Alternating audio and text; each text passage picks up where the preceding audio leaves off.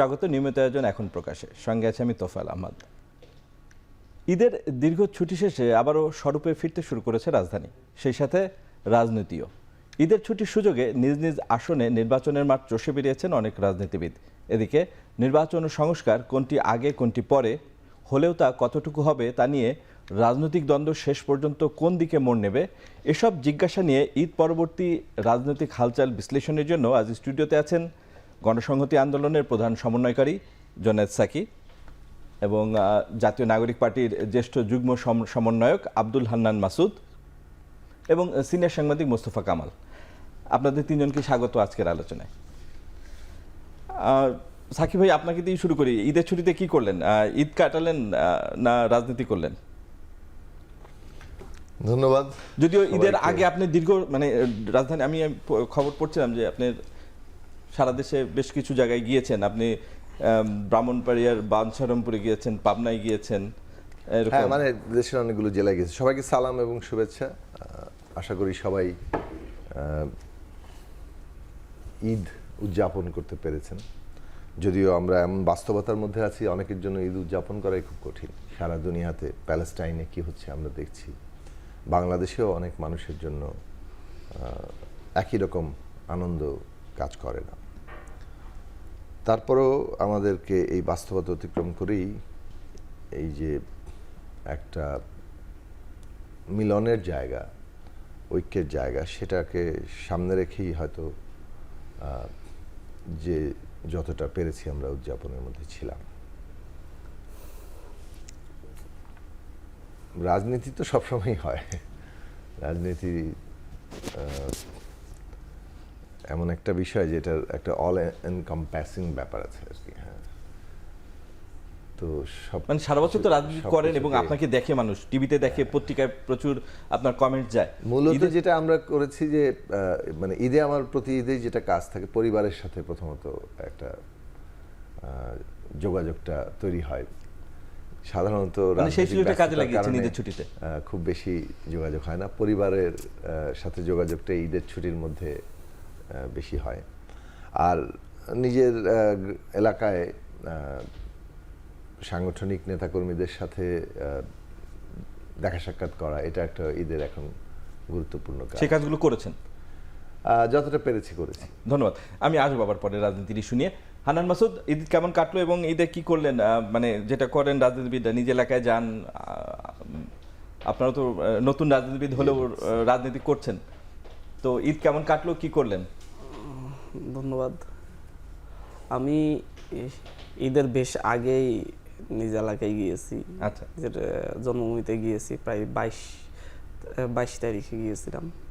ছিলাম দীর্ঘ সময়, মানুষজনের সাথে মিশেছি, কথা বলেছি, সকলের কাছে যাওয়ার চেষ্টা করেছি এবং সকলের সাথে মিশে ঈদ করেছি, নিজের বাড়িতে ঈদ করেছি। আমি স্টুডেন্ট থাকা অবস্থায়ও বিভিন্ন সময় প্রায় ঢাকায়, আমি হাতিয়ার বাইরে ঢাকায় পড়াশোনা করতেছি আজকে প্রায় 8 বছর।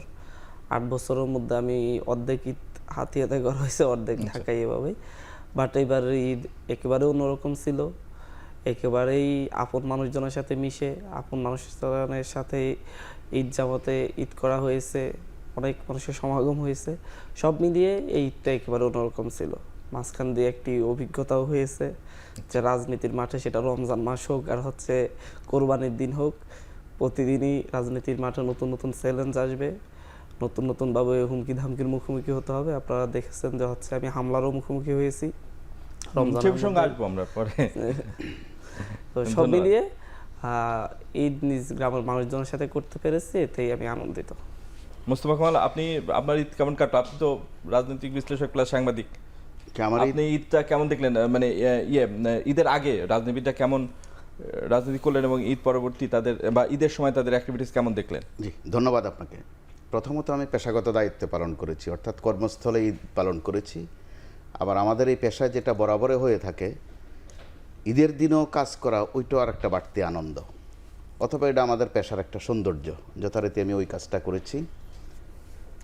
আর দ্বিতীয়ত, এবার যে একটু ব্যতিক্রম, একটু অভিজ্ঞতা হয়েছে গত 15-16 বছরের তুলনায়। আমাদের রাজনৈতিক নেতাদেরকে গত 15-16 বছরে একটি দল ছাড়া বাদ বাকিদেরকে খুব একটা এলাকায় যেতে দেখা যায়নি। এটার একটা ফের আছে, রহস্য আছে। এলাকায় যেতে হয়নি, দেখা যায়নি বলতে যেতে হয়নি, মানুষের শরণাপন্ন হতে হয়নি, দরকার করেনি। এবার সেটা হয়েছে। এবার সেটা হয়েছে। একটা লক্ষণ তারা দেখছেন যে সামনে সম্ভবত জনসম্পৃক্ততা আর একটু বেশি দরকার, যে কারণে ঈদে চাঁদে মানুষের কাছাকাছি যাওয়া। আর রাজনীতিবিদদের শুধু ঈদ নয়, ঈদ তো একদিকে ধর্মীয় উৎসব, আরেকদিকে সামাজিক উৎসব। নামাজ রোজা তো রাজনীতিবিদরা কিন্তু অনেকটা রাজনীতির মধ্যে থাকতে হয়, কখনো কখনো একাধিক মসজিদেও যেতে হয়, হয়তো বা এক মসজিদে নামাজ পড়েন, আরেক মসজিদে একটা জনগণের সাথে একটু মোলাকাত করেন, কুশল বিনিময় করেন। তো এবার আমরা কিন্তু 15-16 বছর পরে আমার জায়গা থেকে আমি খেয়াল করেছি যে প্রত্যেক দলের রাজনীতিবিদরাই মানুষের যাওয়ার চেষ্টা কাছাকাছি গিয়েছেন অথবা কাছাকাছি যাওয়ার একটা সুযোগ নিয়েছেন। ধন্যবাদ। জোনাস থেকে আবার আপনার কাছে আসি। জনগণের মধ্যে একটা প্রবল ডিবেট এবং পপুলার ডিবেট, এটা গুজবও বলতে পারেন, মানুষ আলোচনা করতে পছন্দ করে, নির্বাচন বিলম্বিত হচ্ছে কিনা। মানুষের মনে এটা নিয়ে অনেক আকাঙ্ক্ষা জানার, যে যেই জিনিসটা ছিল ডিসেম্বরে প্রায় নিশ্চিত, যে আমরা শুনলাম যে ডিসেম্বরে ইলেকশন হচ্ছে, সেটা চলে গেল ডিসেম্বর থেকে জুনে। বারবার ডিসেম্বর থেকে জুন শুরুতে ছিল, আবার ডিসেম্বরে কনস্ট্যান্ট একটা ডেট বা আবার ডিসেম্বর থেকে জুনে। মানুষ এটা মানুষ পপুলার ডিবেট মানুষ করে। আপনি জনগণের সাথে সবসময় যোগাযোগ থাকে আপনার, জনগণ কেন এই ধরনের মনে করে যে নির্বাচন বিলম্বিত বা প্রলম্বিত হচ্ছে কিনা? না, দেখুন, এটা তো সোশ্যাল মিডিয়াতে কথাগুলো আছে। সোশ্যাল মিডিয়া তো আমরা অগ্রাহ্য করতে পারি না। মানে এখন মানুষ সোশ্যাল মিডিয়াকেই হয়তো বেশি এঙ্গেজ হচ্ছে। আর বিশেষভাবে ধরুন রাজনৈতিক পক্ষগুলোর মধ্য থেকেও এই কথাগুলো এসছে, নির্বাচন আগে পরে, সংস্কার নির্বাচনের মধ্যে একটা অনেক ক্ষেত্রে বিপরীত একটা কিংবা মুখোমুখি অবস্থা। এই ধরনের অবস্থা নিয়ে কথা বলার কারণেই হয়তো কনফিউশনটা যাচ্ছে। তবে নির্বাচন নিয়ে অন্তর্বর্তীকালীন সরকার তো একটা নিজেদের পজিশন বলে এসছেন যে ডিসেম্বর থেকে জুন এই মধ্যেই তারা নির্বাচনের ব্যাপারে ভাবছেন। তো এখন পর্যন্ত তাদের ভিন্ন কোনো অবস্থান আমরা শুনি, অন্তত আনুষ্ঠানিকভাবে। কাজেই সেই দিক থেকে ওইটার বিষয়ে আলোচনা করা। আবার আনুষ্ঠানিক ডেটও পাইনি, এটাও সত্য। হ্যাঁ, আনুষ্ঠানিক ডেটও পাওয়া যায়নি। আমাদের দিক থেকে আমরা যেটা বারবার বলে আসছিলাম এবং আমরা এটা ঠিক মনে করি যে এই যে প্রসেসটা চলছে এখন ঐক্যমত কমিশনের মধ্যে দিয়ে, যে আমরা ন্যূনতম কোন কোন সংস্কার প্রশ্নগুলোতে সর্বসম্মত কিংবা একটা জাতীয় ঐক্যমত্য তৈরি হচ্ছে সেগুলোকে শনাক্ত করা, কোন কোন বিষয়ে এখনও আংশিক ঐক্যমত্য আছে এবং সেইগুলো আলাপ আলোচনার মধ্য দিয়ে কতটা আরও ঐক্যমত্যে পৌঁছানো যায়। যেগুলো দ্বিমত আছে সেগুলো তো আসলে জোর করে ঐক্যমত্য করা যাবে না, সেগুলো অধিকতর জনমতের উপরে আমাদেরকে ছেড়ে দিতে হবে। এগুলো নিয়ে জনগণের কাছে যাওয়া এবং হয়তো নির্বাচনেরও সেগুলো এজেন্ডা হবে। যথারীতি জনগণ যে দলকে সংখ্যাগরিষ্ঠতা দিবে সেটার মধ্য দিয়ে আমাদের এটি প্রসেস। ফলে সেই দিক থেকে আমাদের কাছে মনে হয় যে ঐক্যমত কমিশন এই কাজটা, যেমন তারা সময়সীমা একটা ঠিক করেছেন, সম্ভবত 3 মাস সময় নিয়েছেন তারা, এর মধ্যেই আমাদের কাছে মনে হয় যে এটা সম্ভব, এটা একটা জায়গায় তৈরি, মানে একটা সেট হওয়া, এবং সেটা ঘটলে এখান থেকে একটা রোড ম্যাপ তৈরি করা সম্ভব যে আসলে নির্বাচনটা কবে হতে যাচ্ছে, মানে কোন মাসে কিংবা কোন ডেটে, এবং এর মধ্যে সংস্কার প্রক্রিয়ার কোনগুলো অংশ এখনই যাকে বলে নির্বাহী আদেশে বাস্তবায়ন করা সম্ভব, বিশেষত সংবিধান প্রশ্নটা আসলে নির্বাচনের পরে পার্লামেন্টে লাগবে। এখন সেইটা তখন প্রশ্নটা আসবে যে ঐক্যমত্য হয়েছে, অঙ্গীকারও আসবে যে এগুলো পরবর্তী সংসদ বাস্তবায়ন করবে, কিন্তু কিভাবে পরবর্তী সংসদে কোন পদ্ধতিতে সেটা বাস্তবায়িত হবে, সংসদটার চেহারা কি হবে, সেটা হচ্ছে আরেকটা ডিবেটের প্রশ্ন। তো এইগুলো প্রশ্নগুলো আলোচনা হওয়া দরকার, রিয়েল ডিসকাশন হবে স্টেক হোল্ডারদের মধ্যে, এবং সেই স্টেক হোল্ডার পলিটিক্যাল পার্টি যেমন, শ্রেণিক সংগঠনগুলো যেমন, তেমনি সিভিল সোসাইটির অংশ। মানে আমি বলতে চাই নেতারা তো জনগণের জনমত গঠন করে, তারা যে ডিলেমার ভিতর আছে, আপনার কাছেও তারা জানতে চায় আপনারা আশ্বস্ত কিনা, যেহেতু আপনারা সবসময় যোগাযোগ হচ্ছে সরকারের শীর্ষ পর্যায়ে যারা আছেন, আপনাদের ডাকেন, আপনারা যান, আপনি আশ্বস্ত যে মানে নির্বাচন প্রলম্বিত হচ্ছে না বা বিলম্বিত হচ্ছে না? আমি মানে এখন পর্যন্ত আমরা আশ্বস্তই থাকতে চাই যে আমরা মনে করি আমাদের দলের দিক থেকে যে টাইম ফ্রেম দেওয়া হয়েছে ডিসেম্বর টু জুন, এর মধ্যেই সংস্কার প্রক্রিয়া বিষয়ে যে ঐক্যমত্য দরকার, যে বাস্তবায়ন দরকার, সেটা সম্পন্ন হওয়া সম্ভব, এবং সংবিধান সংস্কারের প্রশ্ন শেষ পর্যন্ত সংসদেরই প্রয়োজন হবে। কাজে এই পুরো প্রসেসটার জন্য যথেষ্ট সময় আমাদের কাছে আছে উইদিন দিস ফ্রেম, মানে এই টাইম লিমিটের মধ্যে।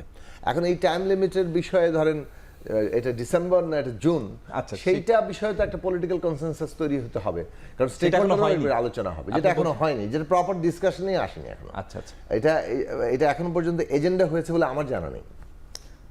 হান্নান মাসুদ, আপনি কি মনে করেন যে নির্বাচন কোনো কারণে আয়োজনে বিলম্ব হচ্ছে বা যথেষ্ট, সাকিব ভাই যেটা বললেন যে যথেষ্ট টাইম ফ্রেম আছে, এর ভিতরে সংস্কার হয়ে নির্বাচন হতে পারে ডিসেম্বর থেকে জুনে, আপনার কি মনে করেন? আপনাদের বেশ কিছু দাবি দেওয়া ছিল, যে মানে বিচারের ইস্যু ছিল এনসিপির, সেই বিষয়গুলো মাথা রেখে আপনি একটু বলবেন যে নির্বাচন? আমরা তো সবসময় বলে আসছি যে হচ্ছে নির্বাচন যে কোনো সময়ই হতে পারে, তো নির্বাচন হওয়ার পূর্বে কিছু কাজ অবশ্যই জরুরি। আপনার মোটা দাগে কিছু বিষয়ের পরিবর্তন না হলে তাহলে নির্বাচন করে তো কোনো পরিবর্তন আমরা আনতে পারতেছি না।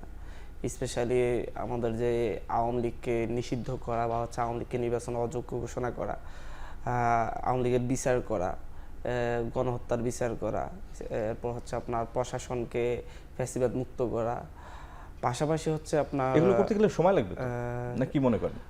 আমরা একেবারে পুরোপুরি করতে পারবে সেটা বলছি না, প্রশাসনকে ফ্যাসিবাদ মুক্ত করা যতটুকু করা সম্ভব কনসেশনাসের ভিত্তিতে, বাট আওয়ামী লীগের বিচার ছাড়া তো আপনার কোনো নির্বাচন হতে পারে না। এবং আপনি আবার সেই 14-18-তে যারা হচ্ছে ভোট চুরি করছে, যারা মানুষের অধিকার কেড়ে নিয়েছে 14-18-24-এ, তাদের সাথে আবার আমরা আরেকটা ইলেকশন করব, তাদেরকে নিয়েই আপনার এটা কি ভাবা যায়? তো এটার একটা সুরাহা না হয়ে আপনি কিভাবে ইলেকশনের দিকে যাবেন? যারা খুন করেছে, হত্যাযজ্ঞে মেতে উঠেছে, তাদের সাথে আমরা আরেকটা ইলেকশন করব? এটা সম্ভব? আসলে এটা সম্ভব না, বুঝতে পারছেন? তো হচ্ছে যারা এই কাজগুলো করেছে, আপনি আজ পর্যন্ত হচ্ছে ফ্যাসিবাদের যেই দোসররা যারা হচ্ছে ওয়ার্ড পর্যায়ে মেম্বার পর্যন্ত আছে, তাদেরকেও সরানো সম্ভব হয়নি। তাদেরকে সরাতে হলে একটা নির্বাচন করতে হবে স্থানীয় সরকার। আপনি স্থানীয়ভাবে আওয়ামী প্রতিনিধিত্ব রেখে আর একটা নির্বাচনের দিকে আগাচ্ছেন, এটা কতটুকু মানে হচ্ছে এক পেশে হবে না, এর নিশ্চয়তা কে দিবে? আপনি তো মেম্বাররাও তো তাদের একটা প্রভাব আছে কিন্তু হচ্ছে এলাকায়, যারা হচ্ছে অস্ত্রের রাজনীতি করে মেম্বার হয়েছে, চেয়ারম্যান হয়েছে, আপনি চেয়ারম্যান থেকে সরিয়েছেন কিন্তু 9টা করে মেম্বার আছে, এদিকে তো সরার নাই। পাশাপাশি হচ্ছে আপনার আমাদের দেশটা বারবার ফ্যাসিবাদী হয়ে ওঠা, আপনি দেখেন যে হচ্ছে শুধুমাত্র আবার আপনারা তো গণপরিষদ নির্বাচন চান, জাতীয় নির্বাচনের পরিবর্তে। নির্বাচন নিয়ে 14, 18, 24 এই যে নির্বাচন শুধু যে 14, 18, 24-এই দ্বন্দ্ব হয়েছে তা না, 2006-7-এও দ্বন্দ্ব হয়েছে, 1996 সালেও দ্বন্দ্ব হয়েছে, 91-90-এর গণঅভ্যুত্থানের পর মাত্র 5 বছরের মাথায় আবার এটা নিয়ে দ্বন্দ্বের মুখোমুখি হতে হয়েছে। এর মেইন কারণটা হচ্ছে প্রধানমন্ত্রীর একচ্ছত্র ক্ষমতা। এটাকে আমরা যখন হচ্ছে এটাকে বলা হয়েছে যে হচ্ছে বিএনপি 31 দফায় বলেছিল যে হচ্ছে তারা ক্ষমতার ভারসাম্য করবে, এবং হচ্ছে এটা জনগণের একটা বড় আকাঙ্ক্ষা, কিন্তু দেখা যাচ্ছে যে হচ্ছে বড় রাজনৈতিক দল এই ক্ষেত্রে আবার এখন ঐক্যমত্য কমিশনে এখানে দ্বিমত পোষণ করছে। তো এই দ্বিচারিতা দিয়ে তো রাজনীতি করলে আবার সেই যে আরেকটা প্রধানমন্ত্রী আসলে সেও শেখ হাসিনার মতো একচ্ছত্র আধিপত্য বিস্তারে সুযোগ পাবে। এবং হচ্ছে যেটা মঞ্চে হয়েছে হচ্ছে আপনার পাড়ায় কলা চুরি হলে, নারিকেল চুরি হলে সেটার জন্য প্রধানমন্ত্রীর কাছে বিচার চাইতে হবে, আবার হচ্ছে ইলিয়াস আলীর মতো কেউ গুম হয়ে গেলে সেটার জন্য বিচার চাইতে হবে, রাষ্ট্র কোনো প্রধানমন্ত্রীর কাছে বিচার চাইতে হবে। তো সব মিলিয়ে মোটা দাগে যেটা পরিবর্তন করলেই নয়, সেটা তো করতেই হবে। আমি মানে একেবারে 2 লাইনে বলবো, এক হচ্ছে যারা আওয়ামী লীগকে ফ্যাসিস্ট হয়ে উঠতে সহযোগিতা করছে, যারা আওয়ামী লীগের ফ্যাসিবাদের অংশীদার, স্পেশালি 14, 18, 24 জাতীয় সংসদ, উপজেলা পরিষদ, ইউনিয়ন পরিষদ, আমি একেবারে প্রত্যেকটাকে ধরছি, যারা আওয়ামী লীগের সাথে ওতপ্রোতভাবে জড়িত হয়ে ইলেকশনগুলো করেছে, তাদেরকে নির্বাচন অযোগ্য ঘোষণা না করে তাদের সাথে আরেকটা নির্বাচন হতে পারে না, তাদের সাথে বসে তাদের সাথে প্রতিদ্বন্দ্বিতা করার কোনো কথাই আসতে পারে না। নির্বাচনের আগে আওয়ামী লীগকে নিষিদ্ধ চান? হ্যাঁ, আওয়ামী লীগকে নিষিদ্ধ চাই, দল হিসেবে আওয়ামী লীগকে বিচার চাচ্ছি, আর অন্তত হচ্ছে আওয়ামী লীগের যারা প্রতিনিধিত্ব করেছে তাদেরকে নির্বাচন অযোগ্য ঘোষণা চাচ্ছি। ধন্যবাদ। মোস্তফা কামাল, আপনি 2 মতই শুনলেন, সাকিব ভাই এবং হান্নান মাসুদ। এই আমার মত পুরোটা হয়নি, আপনি আমাকে স্পেসিফিক প্রশ্ন করেননি পুরোটা। আপনি শেষ করতে পারেন, আমি মোস্তফা কামালের কাছে যাব। দেখুন, বিচারের প্রশ্নটা তো খুব গুরুত্বপূর্ণ, মানে এই প্রসঙ্গটা নির্বাচনের সাথে যুক্ত করা হয়, কিন্তু বিচারের প্রশ্নটা বিলম্বিত হওয়াটা মানুষের মধ্যে ক্ষোভের জায়গা তৈরি করছে। বিচারটাকে মানুষ দেখতে চায়। 1 নম্বর হচ্ছে যে যারা হত্যাকাণ্ড চালিয়েছেন, যারা 15 বছর ধরে গুম খুন করেছেন, এইটার বিচারটা দেখতে চায়। এবং এই বিচারও একটা যেহেতু বিচার তো আর মানে চাইলেই আপনি আমাদের এখানকার স্ট্যান্ডার্ড অনুযায়ী বিচারটা করতে হবে, এবং এটা ইন্টারন্যাশনাল স্ট্যান্ডার্ডও ফলো করতে হবে। কাজেই সেই দিক থেকে যে জোর করে তো আর 1 মাসের মধ্যে আপনি বিচার করে ফেলতে পারছেন না। যে সময় দরকার তদন্ত থেকে শুরু করে পুরো প্রক্রিয়াটিকে স্বচ্ছ রাখার জন্য, সেই সময় নিশ্চয়ই দিতে হবে। কিন্তু একটা সিগনিফিক্যান্ট ডেভেলপমেন্ট মানুষ দেখতে চায় বিচারের, সেটা হয়নি। এটা 1 নম্বর জায়গা। এইটা জরুরি, এবং এটা আমি মনে করি আমরা আমাদের দিক থেকে এটা মনে করি যে সময়সীমা ডিসেম্বর জুন দেওয়া হচ্ছে, এর মধ্যেই বিচারের সিগনিফিক্যান্ট একটা ডেভেলপমেন্ট মানুষ দেখতে চায়। 2 নম্বর বিষয় হচ্ছে যে এই কথাটা শুরু থেকে আমরা বলেছি, মানে নির্বাহী আদেশের নিষেধাজ্ঞা মানে পার্টিকে, এটা আমাদের দেশে এটা আমরা দেখেছি এফেক্ট হয়নি, বরং এটাতে একটা ভিকটিম প্লে করার সুযোগ থাকে। আওয়ামী লীগ দল হিসেবে যে ভূমিকা নিয়েছে সেইটা বিচারের আওতায় আসা দরকার। এই দায় মানে আওয়ামী লীগের দল হিসেবে দায় কত, ব্যক্তি হিসেবে তো দায়গুলো চিহ্নিত করতেই হবে, কিন্তু দল হিসেবে দায় কতটুকু সেটাও বিচারের আওতায় আসা দরকার। এবং এটাই ন্যায় বিচারের পদ্ধতি এবং ডেমোক্রেটিক পদ্ধতিতে রাজনৈতিক দল, এবং সেই ক্ষেত্রে তারপরে ধরেন তারা ইলেকশনে অযোগ্য হওয়ার প্রশ্নটা কি, যতক্ষণ দল হিসেবে যখন বিচারের আওতায় আসবে তখন তাদের নিবন্ধন স্থগিত থাকবে কি থাকবে না সেটা তখন একটা বিচার্য প্রশ্ন হিসেবে দাঁড়াবে। সো দিস প্রত্যেকটা জিনিসের তো একটা প্রক্রিয়া আছে, সেইটা একটা আলোচনার বিষয়। কিন্তু যে জায়গাটা জরুরি সেটা হচ্ছে যে ওকে এটা একটা স্ট্রং সেন্টিমেন্ট যে এই বিষয়গুলো ফয়সালা না করে ইলেকশনটা আসলে কিভাবে হবে। তো সেটার বিষয়ে মানুষের যে মানে বিক্ষোভটা আছে, এবং একটা ভয়ঙ্কর হত্যাকাণ্ড থেকে মানুষ আসলে মোকাবেলা করে একটা রাজনৈতিক অর্জন করেছে, ফ্যাসিবাদী সরকারকে পতন ঘটিয়েছে। ব্যবস্থা এখনো বদলায়নি, ব্যবস্থা বদলানোর প্রক্রিয়ায় আমরা আছি। কাজে সেখানে এই মানুষের যে ইমোশন, এটাকে গুরুত্বের সাথে নেওয়া দরকার। এইটা কারণে হিলিং এর জন্য, কারণ আপনি যখন একটা গণহত্যার মতো ঘটনার মধ্যে দিয়ে যান তখন পুরো জনগোষ্ঠী যে ট্রমাটাইজড হয়, সেটা একটা হিলিং প্রসেস লাগে। সো ট্রানজিশনাল জাস্টিস ওইটাই যে পুরো উত্তরণের মধ্যে এমন একটা ন্যায় বিচার প্রতিষ্ঠা করতে হবে যেটার মধ্যে দিয়ে পুরো জনগোষ্ঠীর একটা উত্তরণ ঘটবে। এবং আমরা যে ইনক্লুসিভ বাংলাদেশ চাইছি, আমরা যে গণতন্ত্র চাইছি, সেটা তো এরকম না যে আমরা কাউন্টার ফ্যাসিবাদ কায়েম করব। সুতরাং এটা মনে রাখা দরকার যে রাজনীতির প্রক্রিয়ায় যখন আপনি ফ্যাসিবাদ বিরোধী সংগ্রাম করেন তখন ওইটা সংগ্রামের ভেতরে এক ধরনের মানে তাকে মোকাবেলা করতে গিয়ে ফ্যাসিবাদের অনেক কিছু জিনিস ইন্টারনালাইজ করা হয়, ফলে অনেক প্রবণতা তৈরি হতে থাকে, একদম কাউন্টার ফ্যাসিজমের মানে আপনিও প্রবণতা তৈরি। ইলেকশনের আগে আওয়ামী লীগের একটা দৃশ্যমান অগ্রগতি বিচারের, ডেফিনেটলি সেটা তো একটা পূর্ব শর্ত নির্বাচনে নিশ্চয়ই। ধন্যবাদ। আমি এটাকে প্রলং করার কোনো এটাকে ব্যবহার করে যেন প্রলং করা না হয়। ধন্যবাদ মোস্তফা কামাল। আমরা একটা বিরতি যাবো, তার আগে আপনাকে প্রশ্ন রেখে যেতে, বিরতির পর এসে আপনার কাছে উত্তরটা নিব। সেটা হচ্ছে যে এই যে মত, এই যে আওয়ামী লীগের বিচার এবং এর সাথে নির্বাচনকে সংশ্লিষ্ট করা, এগুলো যদি একসাথে হয় এবং জনগণের মনে যে ধারণাটা তৈরি হচ্ছে নির্বাচন একটু প্রলম্বিত হবে, সেটা কি জনগণ অমূলকভাবে ভাবছে না তারা সঠিকই ভাবছে? দর্শক, আমরা একটা বিরতিতে যাচ্ছি, ফিরে আসছি একটু পরে, আমাদের সাথেই থাকুন।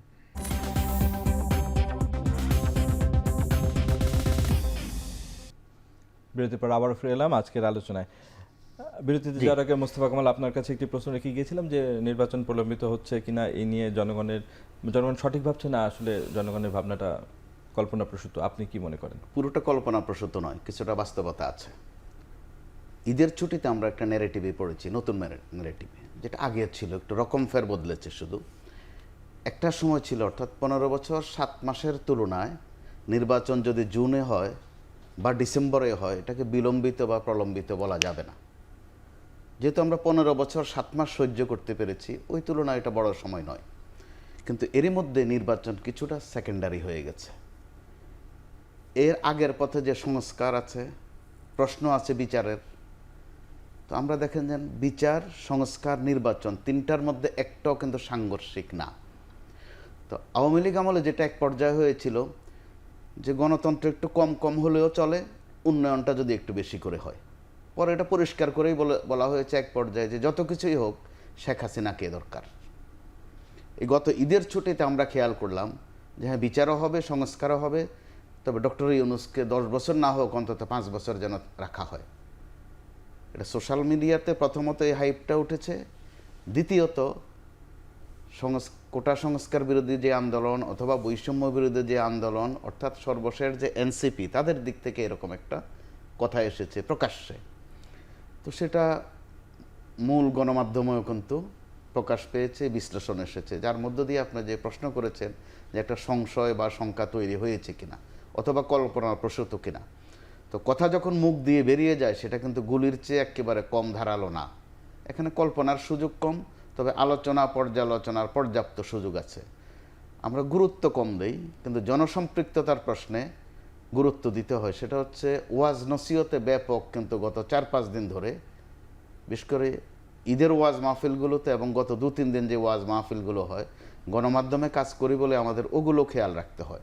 ওখানে কিন্তু প্রকাশ্যে মোনাজাত করা হচ্ছে, শুধু আহ্বান না যে ডক্টর ইউনূসকে যেন আল্লাহ অন্তত 5টা বছর রাখেন। অর্থাৎ আমরা কিন্তু খেয়াল করছি যে ভার্সনটা শুধু বদল হয়েছে। আগে ছিল যে আজীবন অথবা বারবার দরকার শেখ হাসিনার সরকার, আর এখন হচ্ছে যে অন্তত 5টা বছর যেন রাখা হয়। ওই ক্ষেত্রে নির্বাচনটা কিন্তু অনেকটা সেকেন্ডারি। আবার মাঠের চিত্র আপনি দেখেন, সেটা গণমাধ্যম থেকে বেশি দেখা যায়, আর রাজনৈতিক দলগুলো করে কিন্তু স্বীকার করে না। সেটা বিএনপি হোক, এনসিপি হোক, আর সাকিবাইদের দল হোক, যেহেতু তারা জনসম্পৃক্ততা চান, জনগণকে কাছে চান, যখন যেটা বললে সুবিধা হয় তারা সেটা বলেন এবং করেনও। এনসিপি যেটা মাঝপথে করেছে, আওয়ামী লীগের যে কাউন্সিলররা ছিল অন্তত ঢাকায় বা বিভিন্ন শহরে, তাদের সাথে একটু সখ্যতা গড়ে তুলেছে। পরবর্তীতে এক পর্যায়ে বলেছে যে এটা একটু ভুল হয়ে গেছে। অর্থাৎ জনসম্পৃক্ততার একটা সোপান তারা তৈরি করলেন।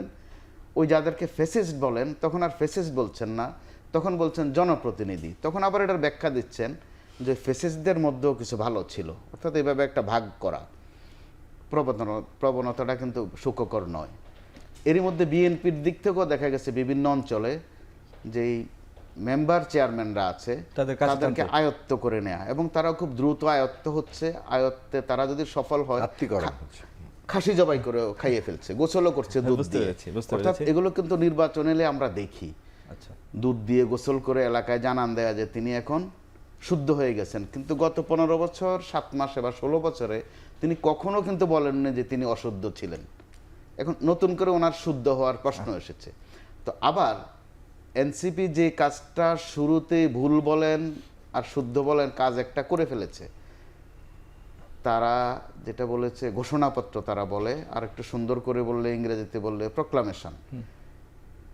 5 আগস্টের 5-6 মাস পরে তাদের মনে হয়েছে যে একটা ঘোষণাপত্র দরকার ছিল, যেটার জের কিন্তু ভুল করলে যেটা হয়, আপনি যদি বিপ্লব অথবা অভ্যুত্থান বলেন, তো এবার অন্তত বিপ্লব স্পিরিটের বা বিপ্লব স্কেলের একটা আন্দোলন কিন্তু হয়েছে।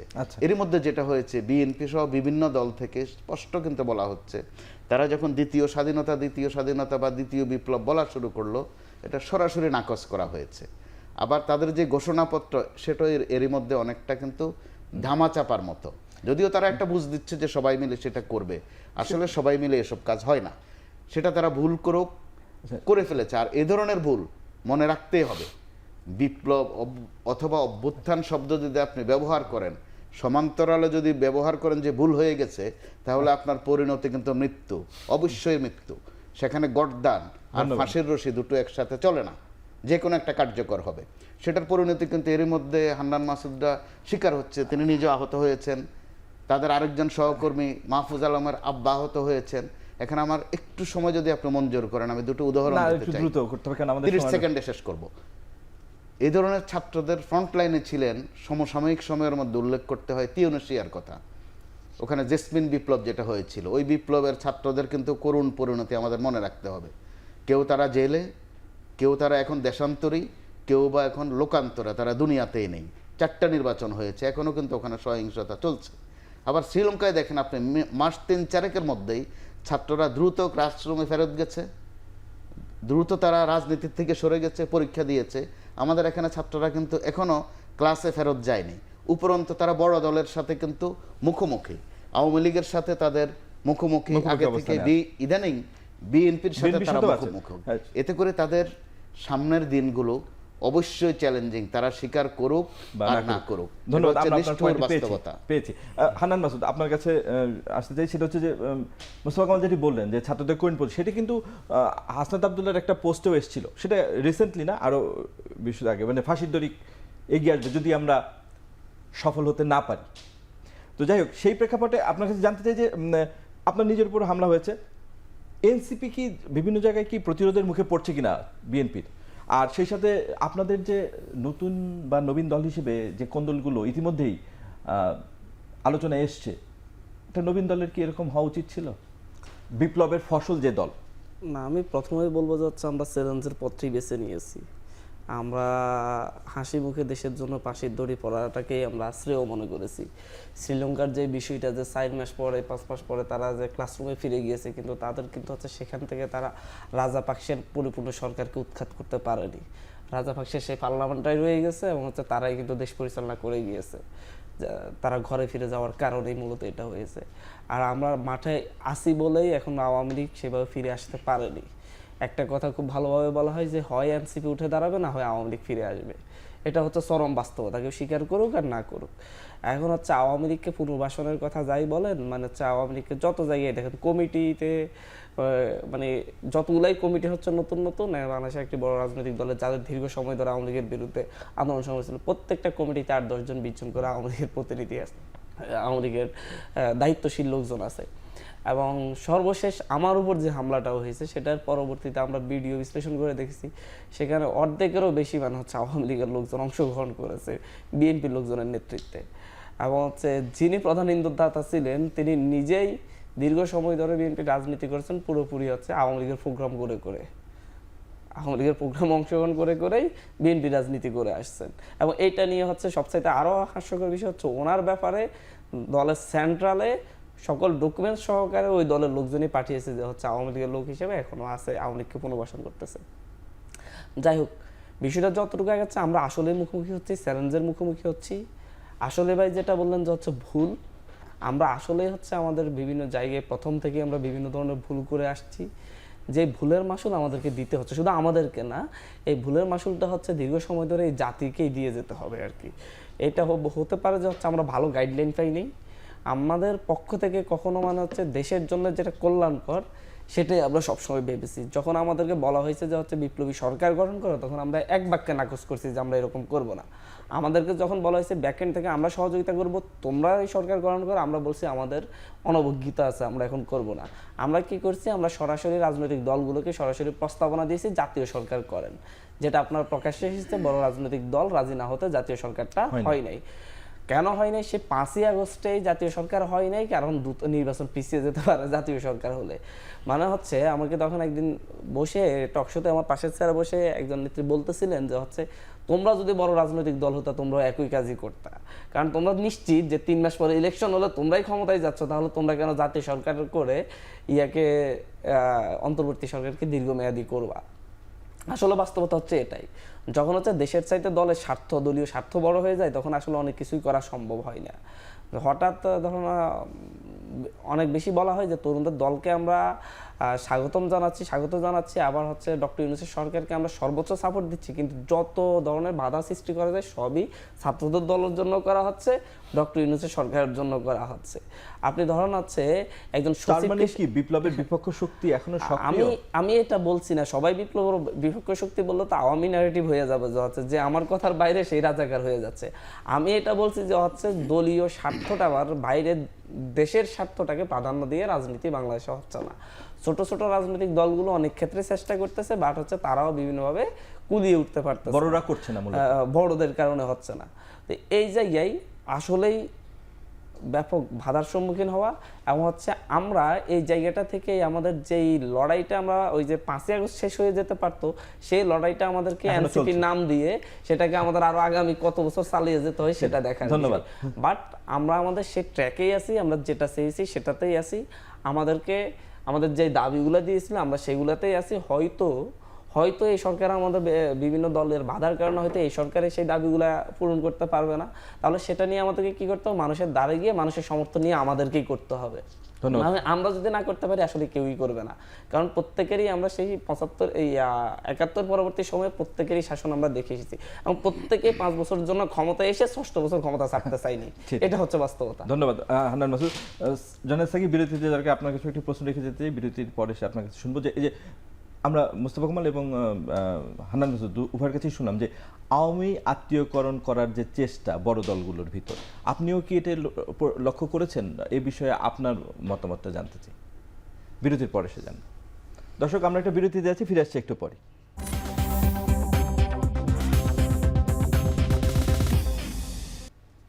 বিরতির পর আবারও ফিরে এলাম আজকের আলোচনায়। আমরা আলোচনা শুরু করছি। জোনায়েদ সাকি, আপনাকে যাওয়ার আগে একটি প্রশ্ন রেখে গিয়েছিলাম যেটা বলছে যে আওয়ামী লীগের নেতাদের আত্মীকরণ স্থানীয় পর্যায়ে করা হচ্ছে। আপনি কি এই প্রবণতা লক্ষ্য করেছেন, যেটা এটা অশুভ সংকেত কিনা? দেখুন, বাংলাদেশটা একটা মানে রাজনৈতিক, তো এখানে আইন বলেন, প্রথা বলেন, এগুলো খুব ভালো চর্চা হয় না আর কি। বরং এক ধরনের প্রথা কিংবা এক ধরনের কনভেনশন আছে, সেটা হচ্ছে যেহেতু আইন চলে না, সুতরাং ওটার বিকল্প ব্যবস্থা আছে আর কি, একে অপরের সাথে লেনদেন করে। এটা বহু ঘটনা ঘটেছে যে যখন প্রচণ্ড নির্যাতন হয় বিরোধী দলের উপরে, তখন তারা সরকারি দলেরই বিভিন্ন পর্যায়ে নেতাদের সাথে কোনো না কোনো মানে পার্সোনাল লেভেল কানেকশনস তৈরি করে কতটা কম নির্যাতনের মুখোমুখি হয় সেই ব্যবস্থাটা করে। সেটা অর্থের বিনিময় হতে পারে, রিলেশনশিপ হতে পারে, নানান রকম জিনিস হতে পারে। এটা ঠিক উল্টো ঘটনাটা ঘটছে এখন। এখন যারা ক্ষমতাশালী কিংবা বড় পার্টি, আমি একজন, তাদের সাথেও কিন্তু তারা একই রকম যোগাযোগ করছে, সেখানে লেনদেন হচ্ছে, সেখানে নানান রকম কিছু ঘটছে, এবং তারা কিছুটা আশ্রয়, কিছুটা ইত্যাদি এটা জায়গা হচ্ছে। এইটা এমন একটা স্ট্রাকচার আমাদের, যেমন ধরেন আপনি চাঁদাবাজির কথা বলেন, বাংলাদেশ হচ্ছে পেট্রন ক্লায়েন্টের জায়গা। সব মানে জায়গাগুলো দেখবেন যে আপনি একটা ট্যাক্স দেন গভর্নমেন্টকে, আরেকটা প্রাইভেট ট্যাক্স দেন হচ্ছে সরকারি পার্টি, তার সাথে যেহেতু পাওয়ার যুক্ত, মানে আইন শৃঙ্খলা বাহিনী নানান কিছু যুক্ত, সুতরাং আপনি তাকে প্রাইভেট ট্যাক্স দিচ্ছেন। এই যে ট্যাক্সের প্রাইভেট ট্যাক্সের নেটওয়ার্কটা, এর উপরে কিন্তু বড় পার্টিগুলো দাঁড়ায় আছে। সুবিধা ছাড়া ক্ষমতার পেছনে ছুটে গেল, বাংলাদেশে পাওয়ার পার্টির পেছনে লোকজন ছুটবে, উনি ক্ষমতায় যাবে বোধহয়, মন্ত্রী হবে, তাহলে অফিসের লোক বেড়ে যাবে। কারণ হচ্ছে যে কোনো না কোনো সুবিধা তদবির এটা ছাড়া বাংলাদেশে চলে না। এই ব্যবস্থাটার বদলে আমরা নতুন বন্দোবস্ত চেয়েছিলাম, যাতে রাজনীতিটা সুস্থ জায়গায় দাঁড়ায়। এখন সেখানে আপনাকে আইন প্রতিষ্ঠা করতে হবে। আইনটা কি হবে? আওয়ামী লীগ দলের যারা যারা এই গণহত্যার সাথে যুক্ত, যারা নির্দেশ দিয়েছে, যারা এক্সিকিউট করেছে, তাদেরকে তো আইডেন্টিফাই করতে হবে। সেগুলো হয়নি এখনো? হ্যাঁ, সেগুলো হয়নি বলছেন এখনো?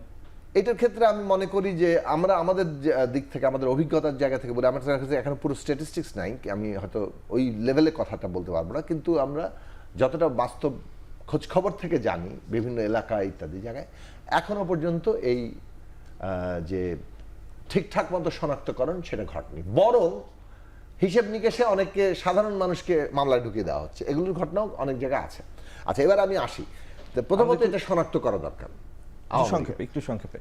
তাহলে তার বাইরে আপনার আওয়ামী লীগের যারা থাকবে, আওয়ামী লীগের সদস্য ছিল কিন্তু সে হয়তো কোনো এই সরাসরি গণহত্যায় যুক্ত না, তাহলে আপনি তাকে কি করবেন? যেহেতু আওয়ামী লীগ করেছে, সুতরাং সে, তার জন্য সে মানে একটা কোথায় সে দাঁড়াবে, সেই জায়গাটাকে আপনাকে নাগরিক অধিকারের জায়গা থেকে দেখতে হবে এবং এমন রাজনীতি সৃষ্টি করতে হবে যাতে করে এখানে ইতিবাচক রাজনীতির প্রতি মানুষের আগ্রহ হয়। গণহত্যা করে নিজের দেশের মানুষ মারি দিয়ে ক্ষমতা থাকতে চায়, সেরকম একটা দল করার মতো মানসিকতায় যখন এরা মানে না থাকার রাজনীতিটা আমাদের তৈরি করতে হবে। সেই রাজনীতি তৈরি হলে আমরা মনে করি এখানে রাজনৈতিক পরিবর্তনটা ঘটবে। ফলে যারা আওয়ামী লীগের অভিযুক্ত তাদেরকে শাস্তির আওতায় আনা দরকার, দল হিসেবে তাদের বিচারের যে প্রশ্ন সেটা আমরা বলেছি। কিন্তু অভিযোগটা চলছে মানে আত্মীকরণ, আপনি 5 জনকে নিলেন, একজন 2 জনকে নিল, পরস্পর মানে ব্যাটল করলেন, কিন্তু বাস্তবতা কিন্তু এই কাজগুলো ঘটে যাচ্ছে এবং এইটা বরং ক্ষতিকর হচ্ছে। এটা হলো 1 নম্বর বিষয়। আর রাজনীতিতে আরেকটা বিষয় আমি শেষ করবো এটা বলে, আমার মনে হয় এটাই শেষ স্পেল, সে কারণে বলে ফেলি। সেটা হচ্ছে যে দেখুন, আমাদের প্রধান সংকটের জায়গায় মনে করি গণতন্ত্র। গণতন্ত্র কেবল ভোট না, গণতন্ত্র মানে ইভেন কেবলমাত্র মানে ব্যালেন্স অফ পাওয়ারও না, মানে ওটার চর্চাটা কি হবে? চর্চাটা হবে যে প্রত্যেকটা পক্ষের গুরুত্ব দেওয়া। অভ্যুত্থান শেষে, অভ্যুত্থানের ফরমেশন কিন্তু বৈষম্য বিরোধী ছাত্র আন্দোলন, সেই বৈষম্য বিরোধী ছাত্র আন্দোলন কি কোনো একক সংগঠন করেছে? এটা একটা জেনারেল প্ল্যাটফর্ম ছিল, এখানে কোনো কোনো সংগঠন যুক্ত হয়েছে। এই যে তার কালেকটিভিটি, সেই কালেকটিভিটি কি রক্ষা হচ্ছে? হয়নি। আপনি যদি আসেন 5 তারিখ থেকে সরকার গঠন পর্যন্ত, সেখানে যে কালেকটিভ জায়গা ছিল, বিভিন্ন পক্ষের যে ভূমিকা, তারা কি সিদ্ধান্ত গ্রহণ প্রক্রিয়া পুরো তারা এঙ্গেজড হয়েছে? হয়নি। এই না হওয়াটা হচ্ছে সমস্যা। এখনো যে সিদ্ধান্ত গ্রহণ প্রক্রিয়া, তাতে কি গণতান্ত্রিকভাবে হয়? হয় না।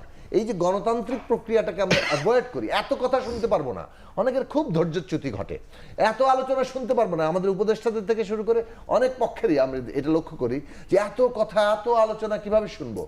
গণতন্ত্র যদি করতে চান এত শুনতে হবে। কথা এত আলোচনাই শুনতে হবে, এবং ওই প্রসেসের মধ্যে দিয়ে যখন যাবেন একটা টেকসই জায়গায় দাঁড়াবেন।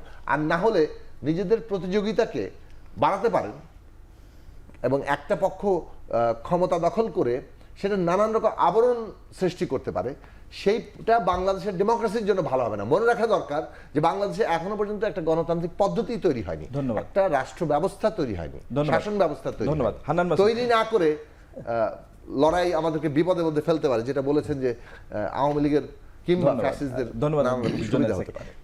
বিভিন্ন দলগুলো যে আছে তাদের মানুষ চেনে, কিন্তু এনসিপি সবার কাছেই নতুন।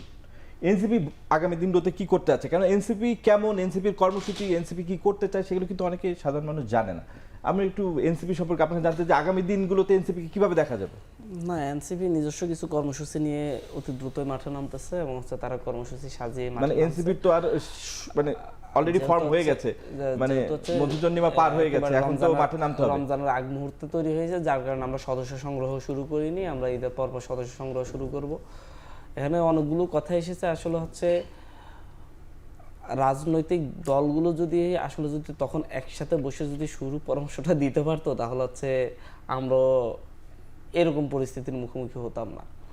আজকে এখানে এসে অনেক ধরনের কথা হচ্ছে, আওয়ামী পুনর্বাসনের কথা হচ্ছে। আসলে একটা কথা বাস্তব, সাকিব ভাই যেটা বললেন যে হচ্ছে আওয়ামী লীগ তো হচ্ছে এমন এমন জায়গা আছে, এমন এমন উপজেলা আছে যেখানে বিএনপি জামাত করার লোক খুঁজেই পাওয়া যায়নি, আর প্রত্যেকে আওয়ামী লীগ করতে হয়েছে।